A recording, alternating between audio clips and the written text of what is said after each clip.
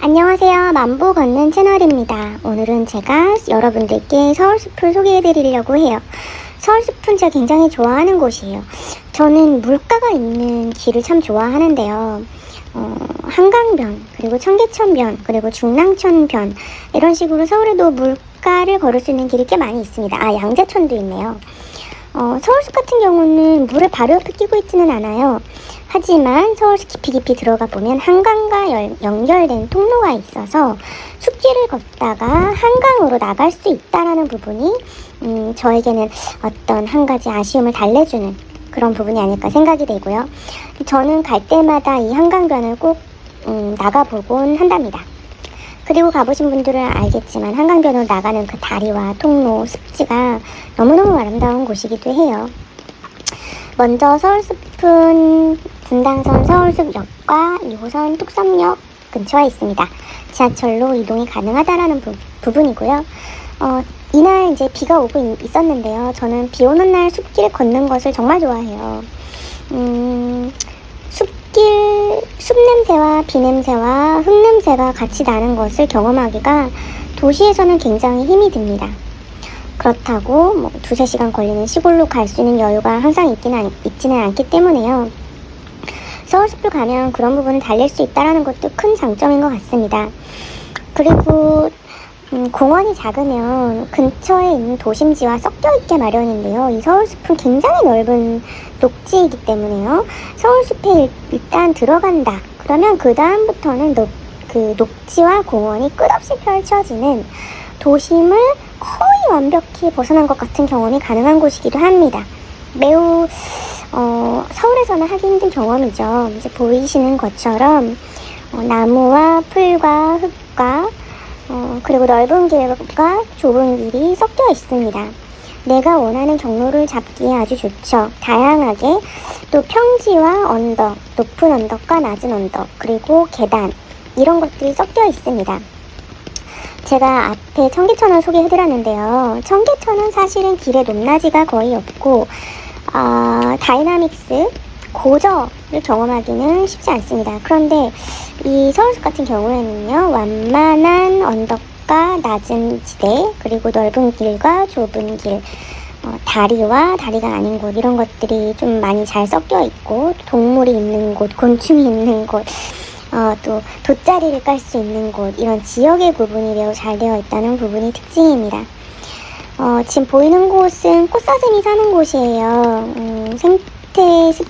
생태다리 밑에 있는 꽃사슴이 사는 곳인데, 이날은 비가 와서 사슴이 많이 나와 놀진 않았습니다. 그런데 이렇게 방문하면서 여러 마리의 꽃사슴을 볼 수 있는, 무료로 누구에게나 개방된 그런 장소가 있다는 것이 참 좋은 것 같습니다. 그리고 저는 다행스럽게도 서울숲으로의 이동이 그렇게 어렵지 않은 지역에 있어서요, 지하철로 이동이 가능하고 또 2-3시간의 여유 시간이 있다라고 할 때 이동이 가능하기 때문에요, 즐겁게 찾고 있습니다. 저에게 있어서 이제 단 한 가지 아쉬움은 졸졸졸 흐르는 시냇물, 개울이 조금 없지 않는가, 그게 아쉬움인데요. 그런 거는 다른 데에서 달래주면 되니까요. 이날은 비가 오고 있어서 저에게는 방문하기에 최적의 날이었습니다. 다시 말씀드리지만 저는 비가 오는 날 숲길과 흙길을 걷는 것을 너무너무 좋아해요. 저와 같으신 분들이 이날도 방문을 하셨겠죠. 우산을 쓰고 우비를 입고 이렇게 서울숲을 방문하신 분들이 적지만은 있었습니다. 이렇게 꽃사슴 우리에도 한번 가보고요. 사슴이 많이 나와 있지는 않네요. 서울숲을 방문하면서 제가 이날 가지는 않았지만 가족들과 피크닉이 너무나 가능해요. 그래서 가족이 있으신 분들이 방문하시기에도 너무나 좋고요. 어린이가 있으신 분들은 놀이터가 있어서 또 좋아요. 놀이터가 제가 알기로 몇 군데가 있는 걸로 알고 있습니다. 그리고 이 6월달, 7월달 이제 뜨거운 여름이 올 텐데요. 보시는 것처럼 나무가 굉장히 우거져 있고 숲이 잘 되었기 때문에 말 그대로 숲이죠. 나무가 해를 잘 가려주는 지역들이 상당히 많아요. 그래서 돗자리를 가지고 오신다, 또는 그늘막을 가지고 오신다고 했을 때에는 오히려 숲에 나와 있는 것 같은 그런 선선함을 또 누릴 수 있지 않을까라는 생각을 해봅니다. 서울 숲은 또 하나의 장점으로 꼽자면 굉장히 넓고 반원, 마른 목골 혹은 사각형 이런 넓은 땅이에요. 그래서 내가 경로를 어떻게 잡느냐에 따라서 갈 때마다 다른 경험을 선사해 준다라는 것인데요. 저는 토끼오리에도 한번 가봤고요. 산스장이라고도 하죠. 여러 가지 체육 기구들이 있는 곳, 거기도 가봤고요.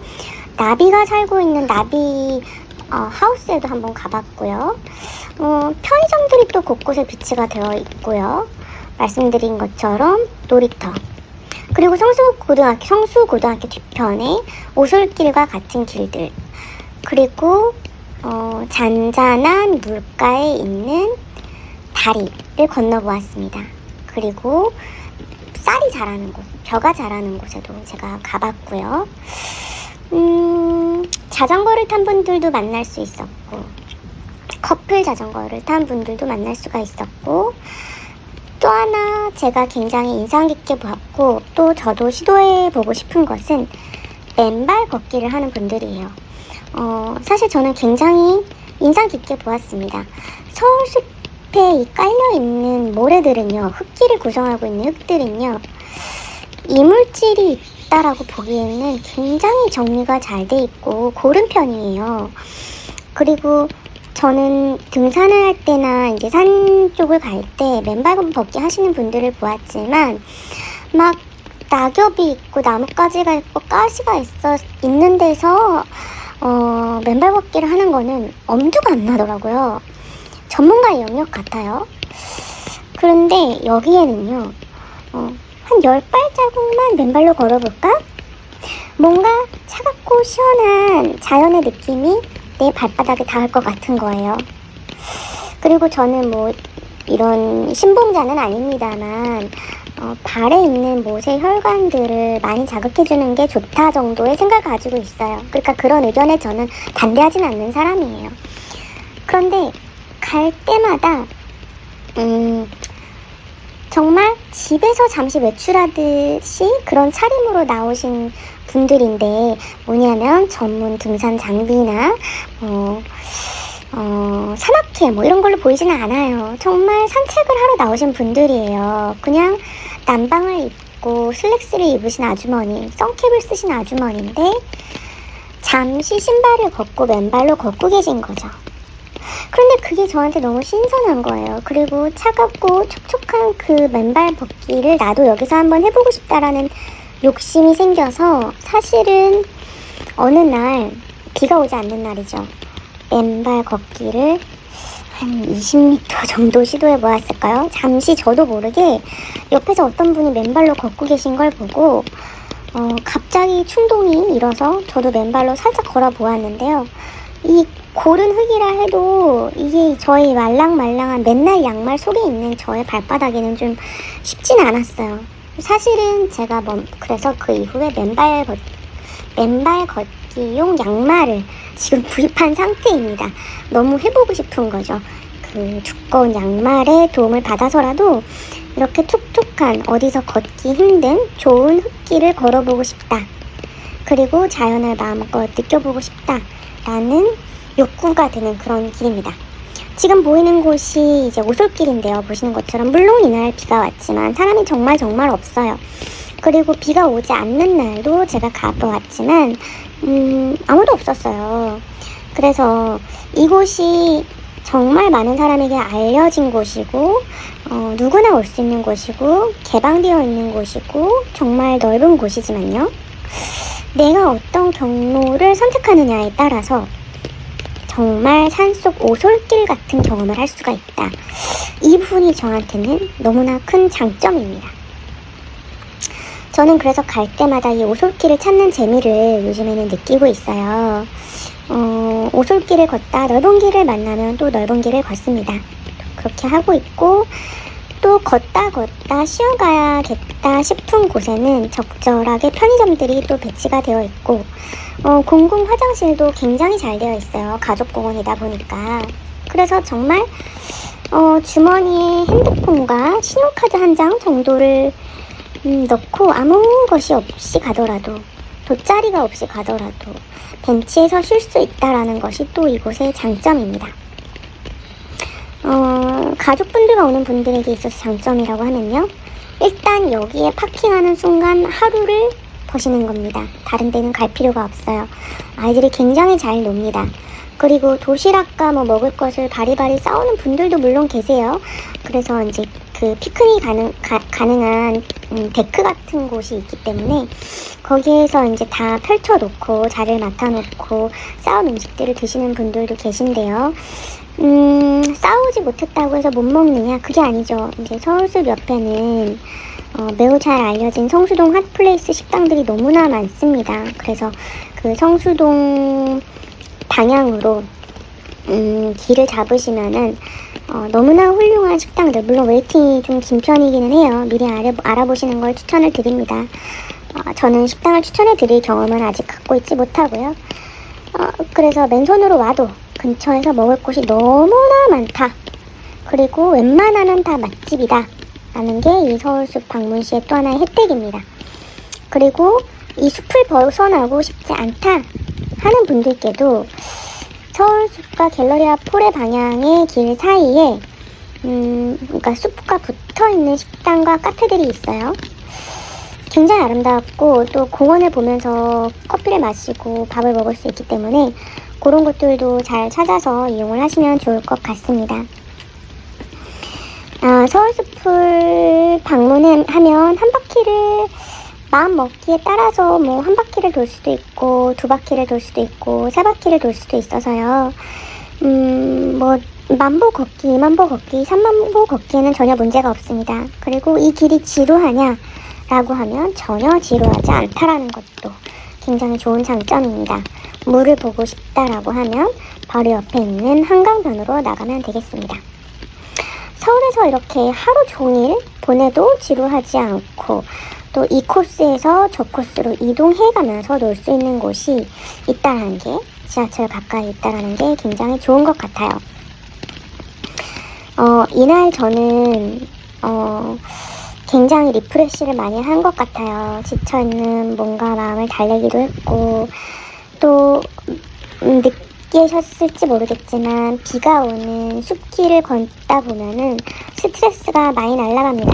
많이 날아가고 또 이날은 비가 왔기 때문에 온전히 또 저의 시간만을 보낼 수가 있었고 서울숲 방문이 참 나쁘지 않았다, 괜찮았다 라고 생각되는 순간이었어요. 그리고 서울숲에서는 별로 길을 잃는 것에 대한 걱정을 안 하셔도 된다라는 거, 뭐라고 할까요? 길을 잃었다 생각될 때쯤 다른 길을 또 만나게 됩니다. 큰 길이던 작은 길이던. 그래서 그 길을 따라 걷다 보면 말 그대로 길을 따라 또 다른 곳이 나오고 길을 따라 또 다른 곳이 나오고 해요. 그래서 서울숲을 완전히 한 바퀴를 돈다라고 했을 때에는 적어도 계속 걸었을 때에는 2시간 이상이 걸리지 않을까. 그러니까 한 2만보 정도가 되지 않을까라는 게 저의 생각입니다. 2만보, 3만보를 원하시는 분들은 넓게 길을 따라 걸어주시면 되고요. 저 같은 경우는 이 길을 걷고 너무 좋다라고 하면 그 길을 반대로 또 한 번 걸었습니다. 이 작은 숲길 같은 것들을요. 그렇게 내 마음대로 경로를 짤 수 있다라는 게 또 서울숲의 장점입니다. 청계천과 조금 다르기는 한데요. 서울숲도 입구와 출구가 정말 많아요. 그래서 내가 다른 쪽 입구로 들어왔다라고 해도 꼭 그 입구로 나가지 않아도 돼요.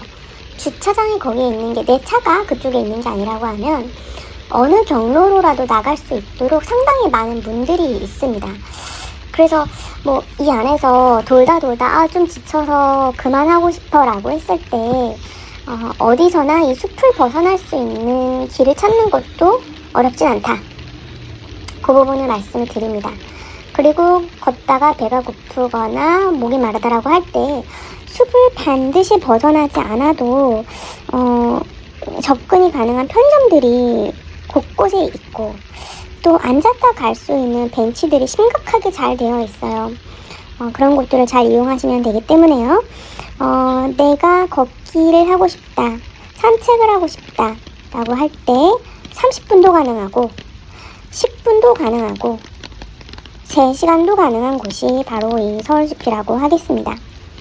넓은 길과 좁은 길이 함께 있고 흙길과 숲길이 함께 있고 자전거와 사람이 함께 있고 어른과 아이가 함께 시간을 보낼 수 있고 곤충과 식물들이 많이 있는 곳이다. 이렇게 요약해서 말씀을 드릴 수가 있겠네요. 그러면 서울숲을 방문하시는 분들 많이 걸으시고 또 건강을 유지하시기를 바라면서 서울숲 걷기 브리핑을 마치겠습니다. 남은 1분 서울숲 감상하실 수 있는 시간을 남겨드릴게요. 감사합니다.